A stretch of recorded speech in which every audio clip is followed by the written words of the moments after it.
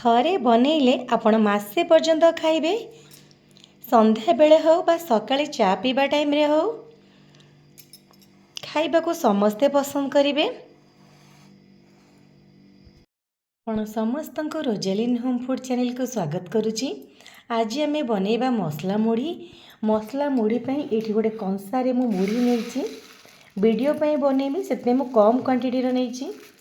ମସଲା ମୁଢ଼ି ବନେଇଲା ବେଳେ ବା ଅନ୍ୟ ସମୟରେ ଯେତେବେଳେ ଆପଣ ଖାଉଛନ୍ତି, ଯଦି ମୁଢ଼ି ଚେମେରା ଥିବ, ଶୁଖିଲା କଡ଼େଇରେ 5 ମିନିଟ୍ ମିଡ଼ିୟମ୍ ଫ୍ଲେମ୍ରେ ଭାଜିଦେବେ। ମୁଢ଼ି ପୁରା କୁରମୁରିଆ ହେଇଯିବ।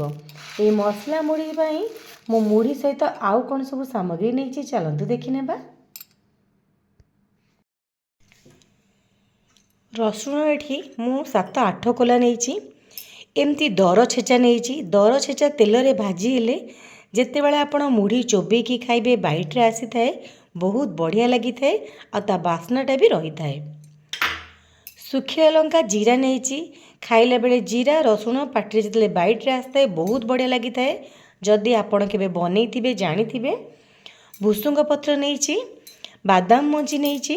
ଯେହେତୁ ଏଇଟା ମସଲା ମୁଢ଼ି ବନେଇବି ତ ମସଲା ବି ନେଇଛି। ଚିଲି ପାଉଡ଼ର, ହଳଦୀ ପାଉଡ଼ର, ଜିରା ପାଉଡ଼ର, ଧନିଆ ପାଉଡ଼ର, ଗରମ ମସଲା ସବୁଥିରେ ତ ହାଫ୍ ଚାମଚ ନେଇଛି। ଆଉ ତା ସହିତ କଳା ଲୁଣ ନେଇଛି। ଏଠି ମୁଁ କମ୍ କ୍ୱାଣ୍ଟିଟିର ବନେଇବି, ସେଥିପାଇଁ ମୁଁ ଏତେ କମ୍ ଜିନିଷ ନେଇଛି। ଆପଣ ଅଧିକ ବନେଇଲେ ସେଇ ଅନୁସାରେ କ୍ୱାଣ୍ଟିଟି ଅଧିକ ନେବେ। ଏବେ ଚାଲନ୍ତୁ, ଏଇଟା କଞ୍ଚା ବାଦାମ ଅଛି, ଫାଷ୍ଟ ଆମେ ବାଦାମକୁ ଭାଜି ନେବା। ବାଦାମ ମଞ୍ଜି ଭାଜିବା ପାଇଁ ମୁଁ ଏଠି ହାଫ୍ ଚାମଚ ତେଲ ନେଇଥିଲି। ତେଲ ଗରମ ହେଇଗଲାଣି। ଆପଣ ଖାଲି ବି ଏଇଟା ଭାଜି ପାରିବେ, ନହେଲେ ତେଲରେ ବି ଭାଜି ପାରିବେ। ଗ୍ୟାସ୍ର ଫ୍ଲେମ୍କୁ ମିଡ଼ିୟମ୍ ରଖି ଏପଟ ସେପଟ କରିକି ବାଦାମ ମଞ୍ଜିକୁ ମୁଁ ଭଲ ଭାବରେ ଭାଜି ନେବି।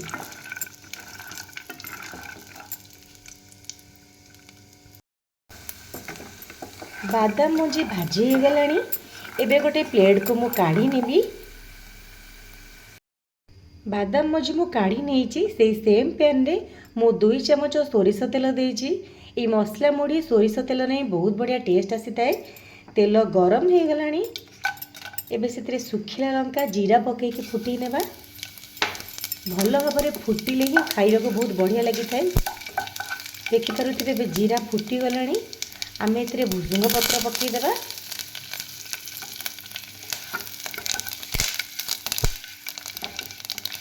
ପକାଇକି ଭଲରେ ଭାଜି ନେବା। ଯଦି ଭୃଷଙ୍ଗ ପତ୍ର ଭଲ ଭାବରେ ଭାଜି ହେଇଯିବ, ଏବେ ସେଥିରେ ଆମେ ରସୁଣ ପକାଇବା।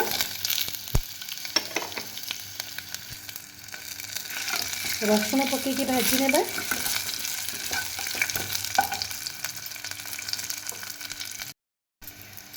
ରସୁଣ ଭାଜି ହେଇଗଲାଣି। ଭାଜିକି ରଖିଥିବା ବାଦାମ ମଞ୍ଜିକି ପକାଇଦେବା।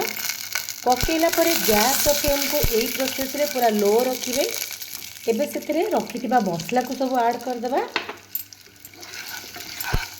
ପକାଇକି ଆକୁ 1 ମିନିଟ୍ ଲୋ ଫ୍ଲେମ୍ରେ ଆକୁ ମିଶାଇ ଦେବା।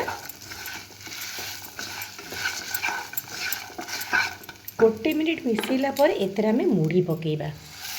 ଯଦି ମୁଢ଼ି ଚେମେରା ଥିବ ଆପଣ ଫାଷ୍ଟ ଟିକେ ଭାଜି ନେବେ। ଯେହେତୁ ମୋ ମୁଢ଼ି ଚେମେରା ନାହିଁ, ଭଲ ଅଛି, ସେଥିପାଇଁ ମୁଁ ଏଇଟା ଭାଜିବିନି। ଆକୁ ଗୋଳେଇକି ଗ୍ୟାସ୍ର ଫ୍ଲେମ୍କୁ ମିଡ଼ିୟମ୍ ରଖିକି 5 ମିନିଟ୍ ଭାଜି ନେବା, ଯେମିତି ମସଲା ସବୁ ମୁଢ଼ିରେ ଭଲ ଭାବରେ ଲାଗିଯିବ।